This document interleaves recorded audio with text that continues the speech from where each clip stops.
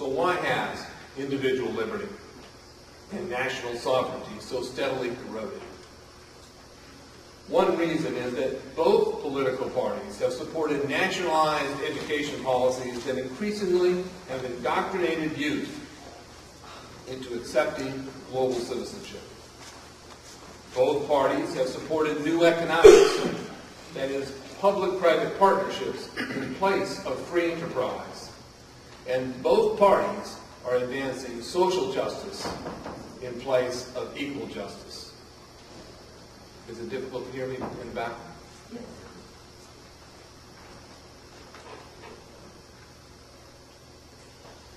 Until recently, when the federal government got off track, we could simply throw the thumbs out and elect the other party.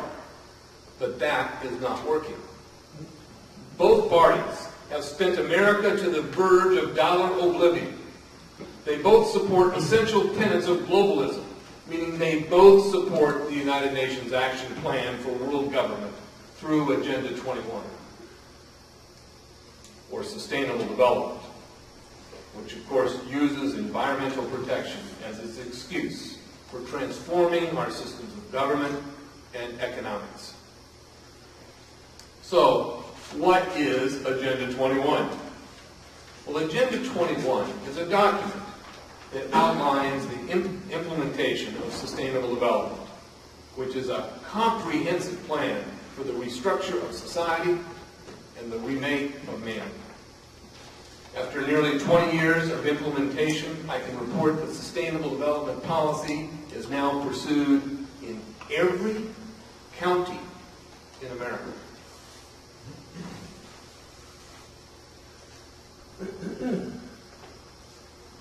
This comes from the United Nations webpage, Sustainable Development, Agenda 21. The Earth Summit, Agenda 21. Agenda 21 is a comprehensive plan of action to be taken globally, nationally, and locally by organizations of the United Nations system, governments, and major groups in every area in which human impacts on the environment. And of course they tell you that every time you exhale, you are impacting the environment. The Commission on Sustainable Development was created in December 1992 to ensure effective follow-up of UNCED, to monitor and report on the implementation of agreements at the local, national, regional, and international levels. Agenda 21, Sustainable Development, is the modern battlefield over which future political economics will be fought and won. Now, despite its appearance as an environmental movement, Agenda 21 incorporates decades of UN world governance policies. Agenda 21 was written for and disseminated at the Rio de Janeiro UN Earth Summit in 1992. 178 nations signed on, including George Bush the father, signing on behalf of the United States.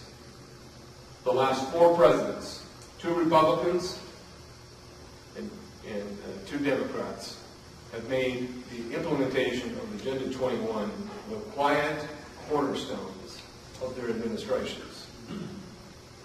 The U.S. Department of State reports to the UN periodically our progress and implementation. You will find at the freedomadvocates.org Research Center the 2002 State Department report, pictured here on the screen, demonstrating American implementation of Agenda 21. The report is entitled Johannesburg Summit 2002 United States Profile. This document outlines how we are implementing and achieving the objectives of Agenda 21, and it describes it mainly as the actions undertaken by all of our federal agencies. Now, Agenda 21 Sustainable Development is the action plan for the implementation of a controlled society. The plan, despite the refusal of most city elected officials, is not conjecture. It is laid out in 3 documents. You see here, the Earth Summit Agenda 21. This is a 200 and some page document that is the blueprint for creating a sustainable future. It's accompanied by the local Agenda 21 planning guide. And this is what's used by local communities. This particular document was written by an organization, you can't see it here well, called ICLEI. I'll come back and talk about ICLEI more in the second half of this presentation. This is my county's plan. The Santa Cruz County Local Agenda 21. A sustainable community action plan, our agenda for the 21st century. This is adopted by the Santa Cruz County government as well as all municipalities within the county of Santa Cruz. You see, local infiltration is what proves the existence and seriousness of this program. Agenda 21 describes itself as a comprehensive plan of action. Now, only a few communities have entitled their plans or titled their plans Agenda 21. But every county in America has adopted sustainability policies. You can discover your county's plan or plans. Anticipate sweet-sounding titles, including Vision, 2020, or Greenworks, etc. Now, to know Agenda 21 is to know the political economic program that is the pathway that America and the world are on. To not know Agenda 21 means we become slaves to it. Now, the second document is the UN's Global Biodiversity Assessment Report. This document is 1,150 pages. It is the guidebook for the worldwide environmental action program. To save the environment, this official document calls for a reduction of human population. If we are to remain an industrialized world, worldwide population, according to the plan signed off by a President of the United States, and which is in the course of implementation by every federal agency, calls for a worldwide population of 1 billion people. That's an 85% reduction in today's population levels. In the alternative, according to this Global Biodiversity Assessment Report, a population comprised of peasants, and that's their word, I didn't pick that word, of peasants may be designed that would allow 4 to 5 billion people. The third document that makes up the Agenda 21 protocol is what's considered their short Bible. It's called the Earth Charter. It's an 8-page document that was authored by Stephen Rockefeller, son of David Rockefeller, head of the Trilateral Commission, and nephew of Nelson Rockefeller, and Maurice Strong, who was the Secretary General at the UN's 1992 summit. Maurice Strong's son was involved in the oil for food scandal, and that implemented Maurice Strong himself. He's now a fugitive from Western law, so he heads up the Agenda 21 program for and in China. The third author of the Earth Charter is the Soviet dictator, Mikhail Gorbachev. The Earth Charter is likely taught in your child's school. Most American public schools teach the Earth Charter. Each of these authors has proclaimed that the Earth Charter is to replace the Ten Commandments.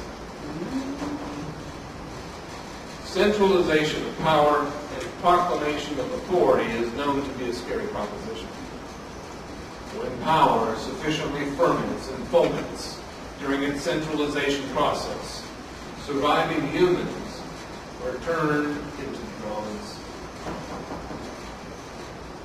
To help you recognize local infiltration of sustainable policies, I'm going to share a Freedom Advocate's tool for showing the warm and fuzzy terms that arise regularly. These terms reveal Agenda 21 operating in your neighborhood. Take a few minutes to scan this.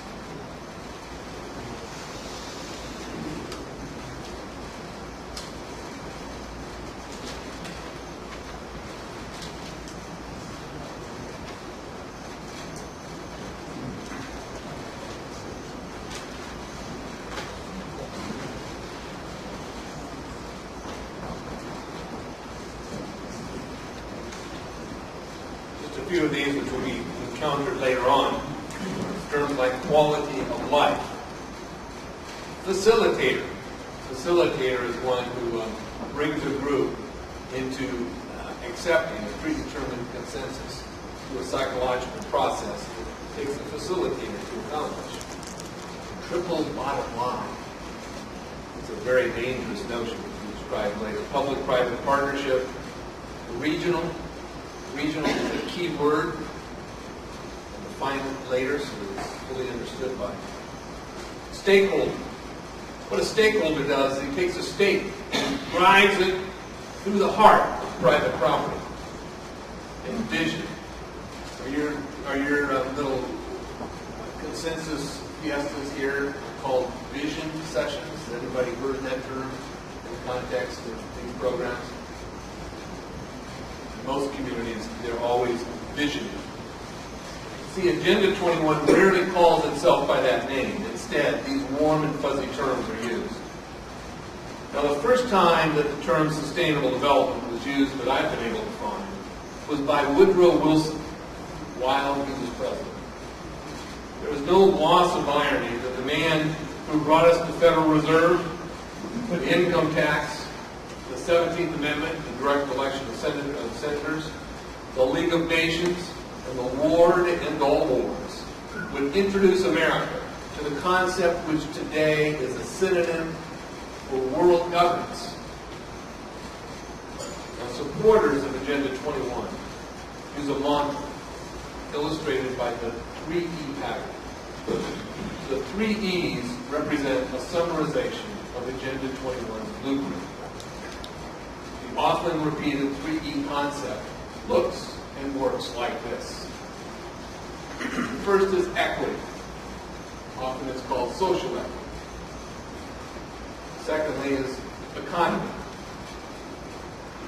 And what sucks everybody in is the third E, environment. Now, what equity means is the use of sociology, the science pioneered by the French philosopher Auguste Comte, the father of the positivist religion, which dominates real-life philosophy today, though few people recognize its existence.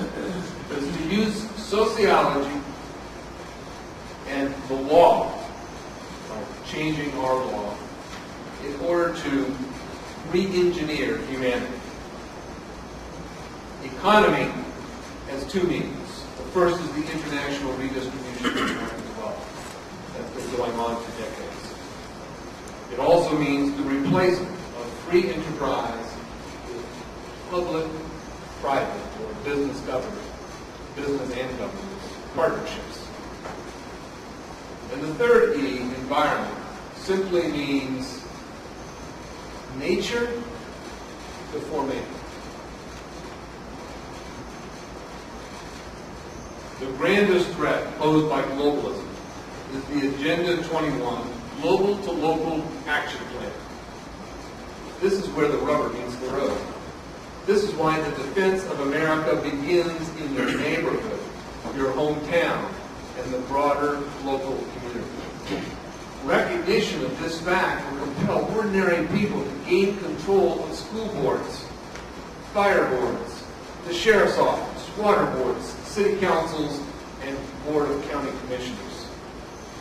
When Agenda 21 policy has been expunged from every element of the public sphere in a county, that place and those that follow will lead America's recovery as the home of the brave and the land of the free. But it is important to understand that Agenda 21 is not a left versus right fight. In what I call the contemporary dialectic, that is to bring a green cartel to America, we find that the left, the collectivist one world left, brings us the principles of social justice and environmentalism. The right brings us this new form of economics, public-private partnership. And when we have those features coming together, we have the implementation of sustainable development, which reflects a government-controlled society and the essence of tyranny. Our need is to understand how both sides of the political spectrum contribute to the globalist action plan. The problems we face today did not begin with Barack Obama. George Bush was at least as effective at implementing these policies as is the current president.